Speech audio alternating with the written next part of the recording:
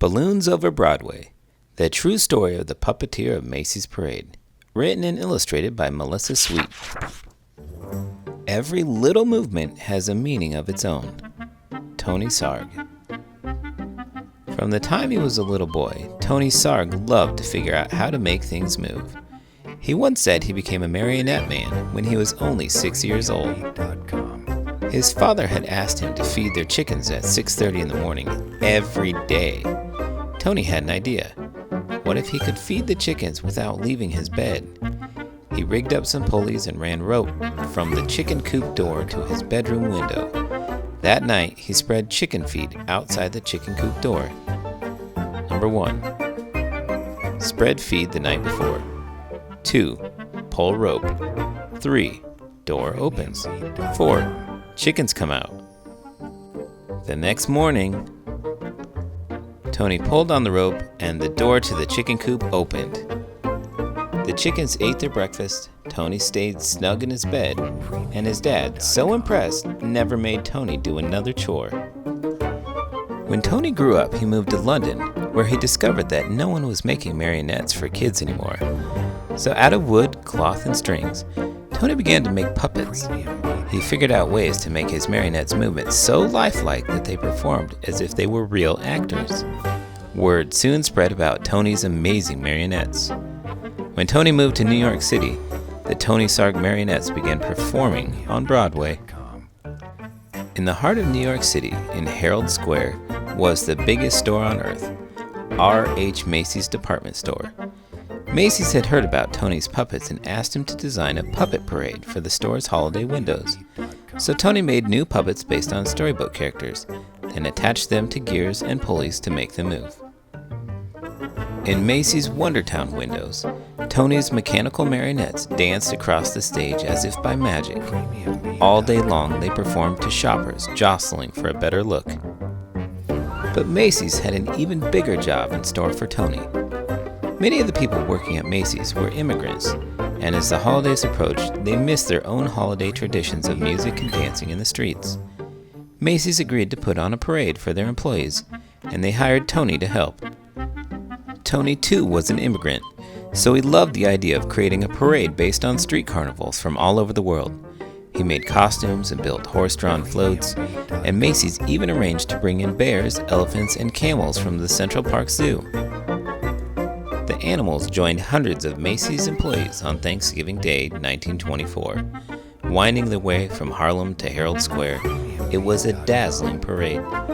In fact, Macy's first parade was such a success that they decided to have one every year on Thanksgiving Day to celebrate America's own holiday. Each year the parade grew, but when Macy's brought in lions and tigers, in addition to the bears, elephants, and camels, the animals roared and growled and frightened the children. Tony, can you think of something spectacular? Okay. Tony hoped to replace the animals with some kind of puppets, but his marionettes were less than 3 feet tall. He would have to make much larger puppets in order for them to be seen in the parade. And how could he make them strong enough to hold up in bad weather, yet light enough to move up and down the streets? Tony knew of a company in Ohio that made blimps out of rubber, the perfect material for any weather. When he called the company and showed them his sketches, they agreed to make what Tony wanted. Still, how would Tony make his big puppets move? Then Tony had an idea, from an Indonesian rod puppet in his toy collection. On Thanksgiving Day, Tony's creatures, some as high as 16 feet, spilled into the streets, and the crowds cheered wildly. Part puppet, part balloon, the air-filled rubber bags wobbled down the avenues, propped up by wooden sticks. But now the sidewalks were so packed with people that only those in the first few rows could really see the parade. Tony realized his puppets would have to be even bigger and higher off the ground. And although the sticks helped to steer the puppets, they were stiff and heavy. Tony wanted his balloons to articulate, to move and gesture more like puppets. But how? With a marionette, the controls are above and the puppet hangs down. But What if the controls were below and the puppet could rise up?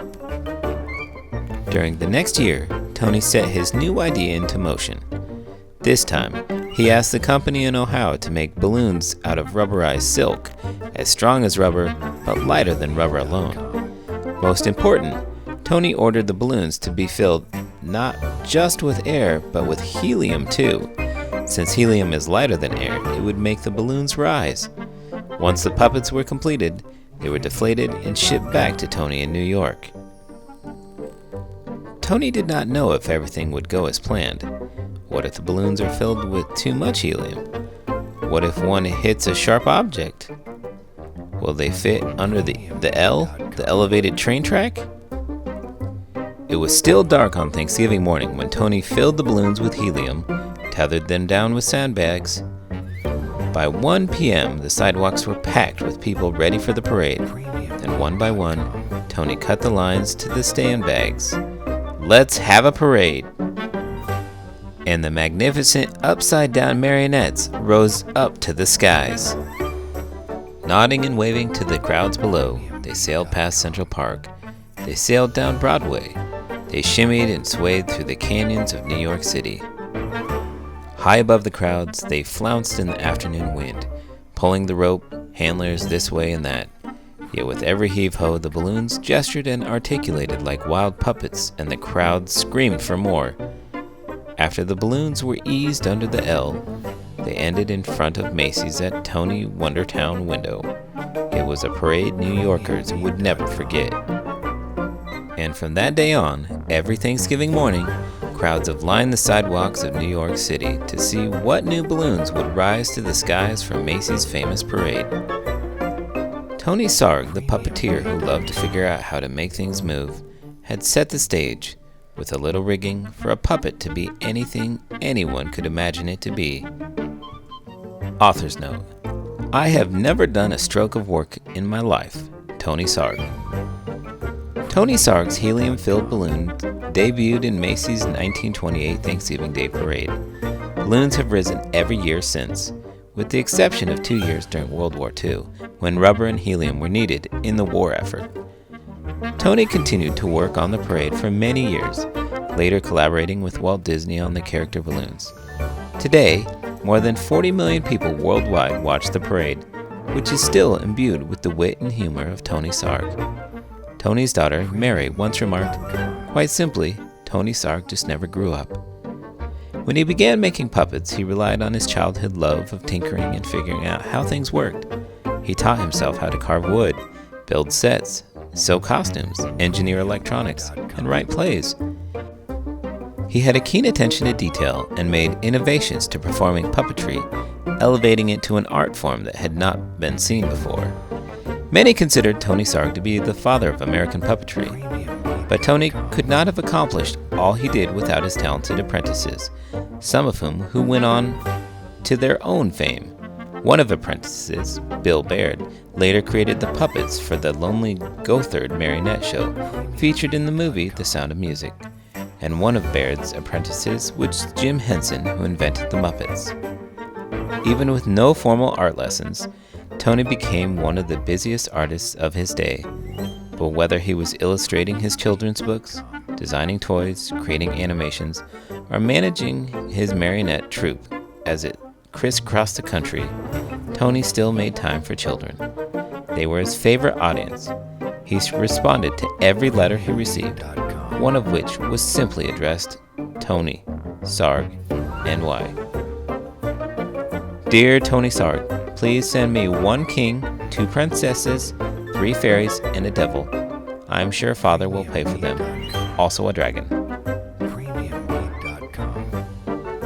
A few words about the art. To create the art for this book, I began by making toys and puppets. I played with all sorts of materials, not knowing exactly what the outcome would be. In addition to the watercolor illustrations, my collages are in part a mix of paper from old books to make papier-mâché puppets, found objects, and fabrics, all painted or altered to illustrate what it may have felt like to be in Sarg's world. Some of the toys in my illustrations are based on the ones from Tony's vast collection, but the actual toys in this book are ones I made. On a few of the pages, I even used Tony's illustrations from the Tony Sarg marionette book. I tried to keep in mind that in everything Sarg did, he conveyed the sense that he was having fun.